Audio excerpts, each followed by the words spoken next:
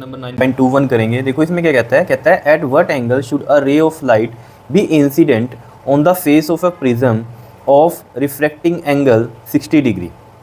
मतलब क्या कह रहा है यहाँ पर, देखो किस एंगल पर इंसिडेंट करें प्रिज्म के, जो प्रिज्म का रिफ्रैक्टिंग एंगल है वो 60 डिग्री है, मतलब प्रिज्म एंगल जो है, ठीक है, वो इस तरीके से होगा। देखो ये एक प्रिज्म है, मान लो इस तरीके से समझो, ठीक है, और प्रिज्म का जो एंगल है वो ये रहा 60 डिग्री, इस तरीके से समझ सकते हो आप, ठीक है। उसके बाद बोलता है वो आपको कि किस एंगल पे हम इंसिडेंट करें, है ना, रे को इस प्रिज्म पर, ताकि वो क्या हो, so that it just suffers total internal reflection of the other face. मतलब ये ऐसे कह रहा है कि मान लो हमने ये यहाँ पर ऐसे इंसिडेंट करी और इसके ऊपर जो नॉर्मल होता है वो ऐसे बनता है नॉर्मल, ठीक है, तो ये हो गया हमारा I1, ठीक है, ये एंगल हमें निकालना है, जिसमें वो कह रहा है कि ऑब्वियसली बात है, ये देखो रेयर टू डेंसर जाती है तो बेंडिंग टूवर्ड्स द नॉर्मल ऐसे जाएगी, ठीक है, और फिर यहाँ पर भी एक नॉर्मल होता है इस लाइन पे इस तरीके से, और जिसमें कि ये वैसे तो बाहर निकलती थी ऐसे, है ना, लेकिन इसमें वो कह रहा है कि TIR हो जाए। TIR एक तो होता है कि पूरा अंदर हो जाए, और जस्ट सफ़र TIR का मतलब क्या है कि ये रे जो अब रिफ्रैक्ट होगी वो इसके फेस से ऐसे, इसके फेस से बिल्कुल साथ में ऐसे निकल जाए। बात समझ रहे हो? वैसे तो अंदर भी आ सकती थी TIR, हम बोलते तो अंदर आती तो TIR हो जाता, लेकिन जस्ट सफ़र TIR का मतलब क्या है कि इस सरफेस से ऐसे निकले। तो ये कहानी किसकी है? क्रिटिकल एंगल वाली है, कि ये वाला जो एंगल है अगर क्रिटिकल एंगल हो हमारा तो ये यहाँ पर आ जाती है। जैसे कि मैंने आपको बताया था कि ये रेयरर है कहानी और ये कौन सी है, डेंसर है। ये तो हमें पता ही है कि डेंसर टू रेयरर जाएगी तभी TIR होगा, ठीक है। तो मान लो ये रे ऐसे गई, ठीक है, ये है इसका नॉर्मल, ठीक है। अब ये एंगल अगर हमारा क्रिटिकल एंगल है तो ये यहाँ से निकल जाएगी रे। अगर मान लो ये ऐसे जाती रे, ठीक है, और ये जो एंगल है हमारा I, ठीक है, ये लेस होता इस क्रिटिकल एंगल से, अगर ये लेस है हमारा क्रिटिकल एंगल से, ठीक है, तो ये क्या करता, बाहर रे डेंसर टू रेयर जा रही है ना, तो इस तरीके से आती, ठीक है। ये एंगल और हमने बढ़ा दिया इधर, क्रिटिकल एंगल किया तो ये ऐसे आ गई। अब क्रिटिकल एंगल से भी अगर हम ज़्यादा रखेंगे, मान लो इस तरीके से जाए, ये जो है एंगल I ग्रेटर देन हो जाए क्रिटिकल एंगल से, तो ये अंदर हो जाता है, TIR हम बोलते हैं। जस्ट सफ़र TIR ये वाली कहानी होती है, जिसमें ये एंगल ऑफ रिफ्रैक्शन कितना बनता है हमारा, ये 90 डिग्री का बनता है। क्लियर है? तो ये IC हो गया, तो यहाँ पर ये ऐसे चली गई रे, तो इसका मतलब यहाँ पर ये जो एंगल है इसका 90 डिग्री है, ठीक है। चलो इससे हमें मतलब नहीं है ये वाले एंगल से, हमें इस क्रिटिकल एंगल से मतलब है जो ये है हमारा। वैसे आपको पता है प्रिज्म में ये हमारा R1 होता है, ये हमारा R2 होता है, जिसमें हमने कंडीशन क्या बोल दिया कि R2 हमारा क्या होना चाहिए, क्रिटिकल एंगल के इक्वल होना चाहिए, देन द रे जस्ट सफ़र, समझ रहे हो, TIR। क्या इतनी बात क्लियर है या नहीं है? जो मैंने बोला है आपको समझ में आई है बात? ठीक है, तो हम इसको ऐसे भी लिख सकते हैं कि रिफ्रैक्टेड रे जो है will just suffer TIR if it is incident at critical angle, ठीक है, क्लियर है। और इस तरीके से भी लिख सकते हैं जो मैंने आपको बताया। कोई दिक्कत इसमें तो बताओ, सिंपल है कहानी, ठीक है। अब देखो ज़रा, एक कहानी आपको पता होगी, इसे हम एंगल A भी बोलते हैं, है ना, और एक अगर आपने प्रिज्म वाली कहानी पढ़ी हुई है तो वहाँ पर आपको पता होगा R1 + R2 किसके इक्वल होता है, A के इक्वल होता है। R1 प्लस में R2 किसके इक्वल होता है, A के इक्वल होता है, ठीक है। यानी कि R1 प्लस में ये अगर R2 हमारा क्रिटिकल एंगल है तो ये हो जाएगा।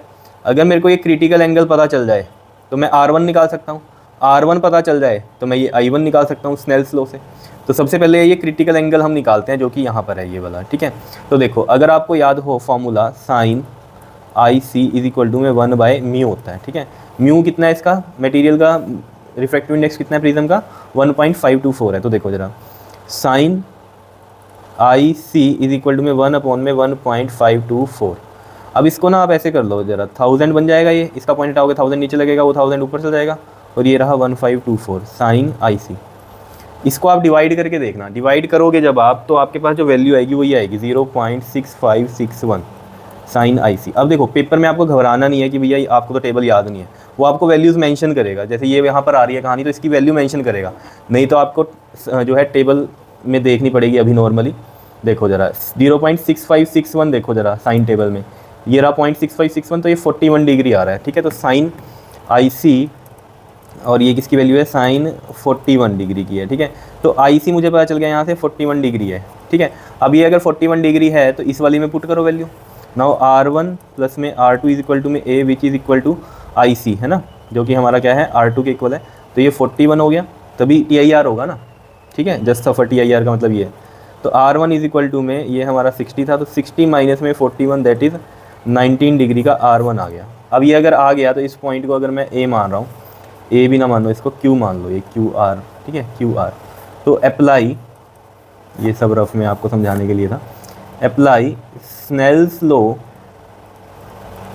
Eight A, sorry Q, at Q। तो देखो ये इधर का रिफ्रैक्टिव इंडेक्स क्या है, एयर वाला, तो mu A sine I1 is equal to में अंदर वाले का रिफ्रैक्टिव इंडेक्स मान लो म्यू 2 मान लो, और ये साइन R1, म्यू ए 1 ही होता है, और ये हमारा साइन I1, और ये वाला म्यू 2 कितना है हमारा 1.524, और साइन R1 कितना है हमारा 19 है। अब देखो 19 की वैल्यू देख लो आप यहाँ पर, 19 कहाँ है, ये रहा 19, ठीक है, कितनी है 0.3256 वैल्यू है साइन 19 की, 0.3256 लिख दो यहाँ पर, 0.3256 मल्टीप्लाई में 1.524, क्लियर है, बताओ कोई दिक्कत इसमें। अब इसको आप मल्टीप्लाई करो ज़रा, जब आप इसको मल्टीप्लाई करोगे ना तो ये आएगा आपके पास 0.4962, ठीक है, ये आएगा आप, और ये रहा साइन I1। अब ये वैल्यू देख लो ज़रा, 0.4962 वाली वैल्यू, अगर आपको ये दिखाई दे रहा है इसमें अच्छे से तो ठीक है, नहीं तो आप खुद ट्राई करो टेबल लेकर, ठीक है, या आप ऑनलाइन देख सकते हो टेबल, ठीक है। तो 4962 देखो, ये रहा 4955, ये रहा, ठीक है, और अप्रॉक्सीमेट जो है हमारा 49 अगर 55 हम देखें तो ये आ रहा है किस पर, 4955 29 पे, 29 डिग्री, ठीक है, और ऊपर अगर हम देखें 29 डिग्री और 0.7, ठीक है, 29.7 डिग्री बन रहा है ये साइन में, ठीक है, यहाँ पर ये हमारा हो जाएगा इस तरीके से साइन, ठीक है।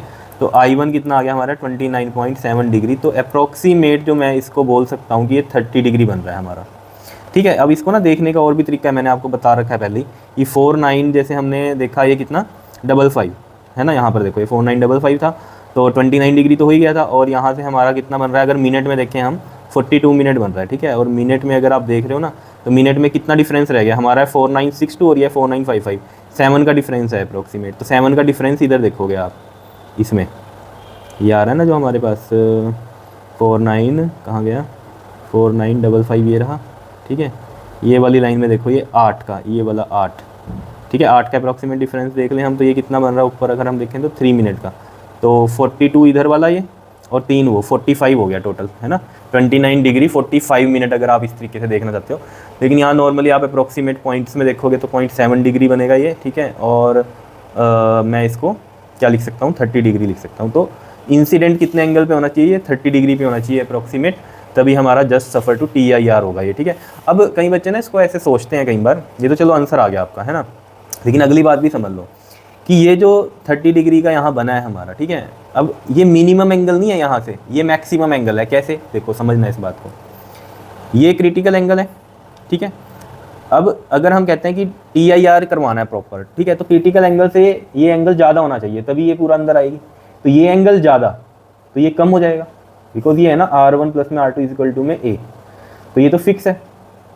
और अगर ये R2 हम बढ़ाएंगे यहाँ से, ये क्रिटिकल एंगल जो है हमारा ये बढ़ाएंगे तो ये कम हो जाएगा। समझ पा रहे हो ना बात को, देखो सिंपल सी कहानी ऐसे समझो, देखो जैसे R1 प्लस में R2 जैसे हमारा निकला था 41 और ये है 60, है ना, और ये था हमारा अब 19 था, ठीक है, यहाँ से अगर हमने देखा। अब मैं मान लो इसको बढ़ाता हूँ, मैं मान लो इसको करता हूँ 45, ये तो 60 ही है, तो यहाँ से R1 कितना रह जाएगा, देखो ये चीज़ हमने क्या करी, बढ़ा दी, अगर बढ़ाई तो R1 कम होगा, देखना कम होगा, 60 माइनस में 45 कितना आ गया 15 डिग्री। अब ये कम हुआ, समझ रहे हो, ये कम हुआ तो ये वाला भी क्या होगा, कम होगा, ये हमारा रिलेशन है, ये एंगल कम तो ये भी कम, तो ये कम ही होंगे। इधर से एंगल हम बढ़ाते चलेंगे अगर TIR के लिए, तो ये कम होता जाएगा, ये भी कम होता जाएगा, समझ रहे हो। तो यानी कि जो ये मैक्सिमम I1 आया हमारा वो 30 डिग्री आया। अब 30 अगर हमें TIR यहाँ चाहिए तो 30 से यहाँ एंगल क्या होना चाहिए, कम ही रहना चाहिए, समझ रहे हो। अब देखो मान लो आप 30 से ये ज़्यादा करते हो, ये ज़्यादा होगा 30 से, मान लो ये भी फिर ज़्यादा होगा 19 से, इसको अगर कंपैरिजन करें हम यहाँ पर ये वाले से, ठीक है, क्रिटिकल एंगल वाले से, ठीक है, तो ये 19 है, मान लो ये बढ़ा दिया आपने तो ये भी बढ़ गया 19 से, ये बढ़ गया तो ये घटेगा। अब ये 41 से अगर घट गया क्रिटिकल एंगल से तो ऑब्वियस बात है ये तो बाहर जाएगा, TIR थोड़ी होगी। ये TIR कब हो सकता है, जब क्रिटिकल एंगल हो या इससे ज़्यादा एंगल हो। अब ये अगर ज़्यादा हुआ ये कम होगा और ये ऑलरेडी कम होगा। क्रिटिकल एंगल वाली कंडीशन में जो हमारी आ रही है कहानी वो 30 डिग्री की आ रही है ये, है ना। तो हमें 30 डिग्री तो चाहिए ही चाहिए, है ना, जस्ट सफ़र टू TIR के लिए। लेकिन अगर हम प्रॉपर TIR चाहते हैं तो क्रिटिकल एंगल से यहाँ एंगल क्या होगा, बड़ा होगा, ये बड़ा तो ये कम और ये और भी कम। तो मतलब समझ रहे हो क्या होना चाहिए कि फिर 30 से एंगल कम रहने चाहिए अगर TIR करवाना चाहते हो। इससे पिछले क्वेश्चन में भी मैंने ऐसा कंसेप्ट आपको बताया था, लेकिन फिर भी चलो इतनी बात आपको क्लियर रहनी चाहिए। मैंने सिर्फ इसलिए बताया आपको, कई बच्चे कहते हैं कि भैया मिनिमम 30 रहना चाहिए, उससे आगे बढ़ाते रहो। तो ये चीज़ यहाँ पर ध्यान देने की है कि यहाँ पर हम बढ़ा सकते हैं क्रिटिकल एंगल से ज़्यादा एंगल, तभी TIR होगा। लेकिन यहाँ पर क्या हो रहा है उसकी कहानी मैंने आपको बताई कि ये बढ़ गया, ये घट गया, तो ये भी घट गया, तो फिर कम एंगल चाहिए यहाँ पर हमें। समझ रहे हो? चलो यहाँ पर इतनी बात नहीं पूछी, उसने बोला था जस्ट सफ़र टू TIR के लिए क्या एंगल चाहिए, तो हमने बता दिया आपको कितना होना चाहिए, अप्रॉक्सीमेट 30 डिग्री का एंगल आना चाहिए। क्लियर है इतनी बात? बताओ कोई दिक्कत इसमें? ओके जी, थैंक यू।